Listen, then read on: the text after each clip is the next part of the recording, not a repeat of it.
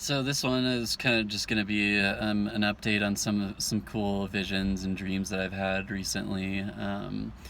And this one, I was in this room with it felt like a hundred people or so, and it was in Antarctica. I remember seeing ice out the windows, and we were in this big like warehouse almost, but it felt like a classroom, and that's the really strong feeling that I got when I woke up. Like I was in part of a class, and we were learning from this instructor. I don't remember who exactly the instructor was. I have a feeling who it was, but I probably shouldn't share that.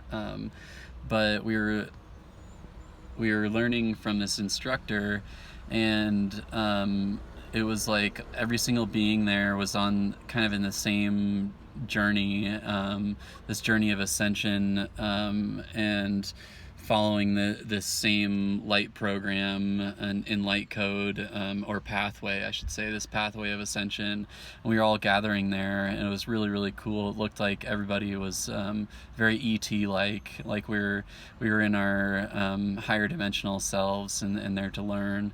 And that's what this process is really all about, is learning and growing and finding these different light codes and different frequencies, and connecting with them, and connecting with your higher self and your soul family, and sharing the love and bliss that is associated with those things. So that was really cool. I had another one that was also very, very cool. While I was in India, I met this woman, or this girl that was around my same age. That we walked into this jewelry shop one time, and then this Vedic astrologer walked in like soon after us, and went up to her and was like, "It's my birthday today, and I've been waiting for you." And so they proceeded to go into this separate room, and he did this. She said it was like this mind-blowing Vedic astrology reading on her, and told her that she was like a very special being. And since then, that was like a year ago, she's been meditating a lot, and stayed in India after me for like during COVID for a few months, I think, and then went back to Italy.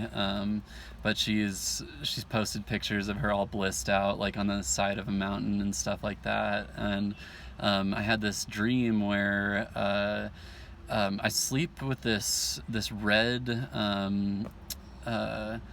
I don't remember what exactly crystal it is, but it's this red crystal ball that like fits in the palm of your hand, like this big or so. And I sleep with it in between my legs to get my root chakra balanced. And in this dream, I remember we were like climbing on the side of a cliff or something, and it was like an expedition or something that we were on, and that girl was there.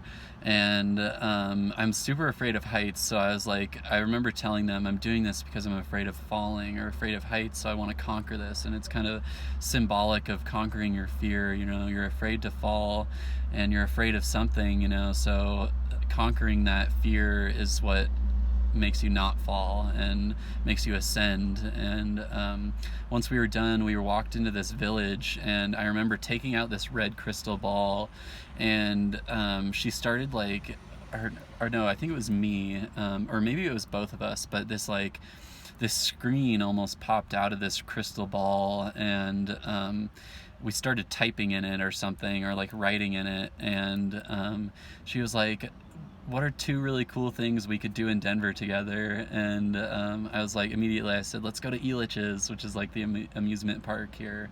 I live in Boulder, but yeah, in Denver there's Elitch's. And it was really, really cool because it came out of this crystal that I was sleeping on at the time. And when I woke up, I was like, whoa, that code was like written into this crystal ball. And that's where I got that crystal ball, was in India, where I like a couple doors down from that jewelry shop, actually. I love that thing. I put it on my root chakra almost every time I sit down to meditate. It's a really good idea to have have a red crystal or a root chakra crystal that you sit on, that you like put on your gooch almost, while you meditate, because it can balance you out while you're sitting, and more so than you would if you didn't have it there, you know. So yeah, it was super super cool. I don't know if I talked about in the other video, but I had this dream where I came upon these two twins, and I think I might have talked about this in another video, but anyway, a brief synopsis is I was in this, it was like this town or this city, and I remember seeing a lot of people, like it was super busy, and I went over to this bridge, and bridges are very symbolic to me in dreams, that they're bridges between worlds, or the higher dimension and the mid dimension where humans exist on. And yeah, there's these two like little blonde girl twins that were sitting there, and it was like they were very very familiar to me, and I'd seen them a lot, maybe not a lot, but I see them every so often, was the feeling that I got. And they read my future by looking at these little strings. They were like reading the fabric, or the weaving. Like if you ever seen Wanted, I think it is, with Angelina Jolie, the assassins have these, they get these assassin cards or whatever, or these readings from these people that need to be assassinated from this fabric that's woven. It was like the same concept, which is really crazy to me. But these girls were reading these little shoelaces, or these strings, and reading my future. But I don't really remember what they said, to be honest. I think it was kind of like plain, like, oh, it's kind of up in the air, this might happen, that might happen, you know, instead of like a direct, like, this is going to happen to you, you know. And it's really cool because I have premonition dreams a lot. Like I'll have a dream, and usually based on the energy in the dream, that's how my day will go.